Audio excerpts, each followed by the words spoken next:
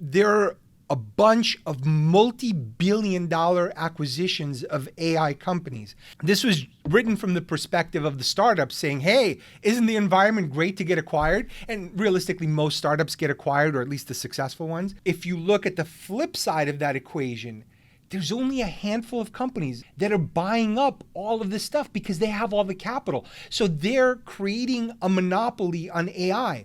And it's not all going to happen at once. It's not like all of a sudden you walk in and Bob's a robot. Hey, where's Bob? And, and there's, just like a machine or worse, they didn't even bother to humanize it with like a robot head and a body. It's just like a box that's sitting there. Or you go into a room and there's like 5,000 boxes that represent each employee that is no longer needed. And that's not how it's going to go down. The way it's going to go down is exactly like driving. People think I'm just going to buy a car with autonomous driving. No, you're going to buy something like a Tesla, if not a Tesla.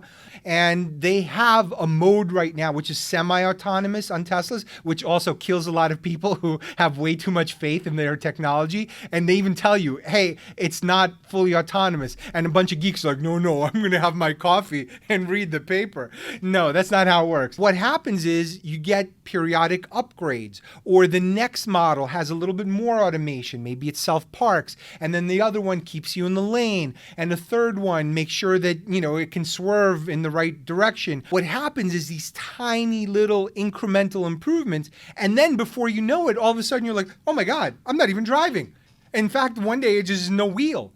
So it's going to happen gradually. There are going to be a handful of companies that control a lot of that technology. And I'm just giving you cars as an example. So if it's Microsoft or if it's Google, they already have so many users. They already have such a huge footprint in all these industries that all they have to do is just start, upgrading the systems and software that they already have. That's why it's going to happen so stealthily. We're not even going to notice, and it's going to happen quickly.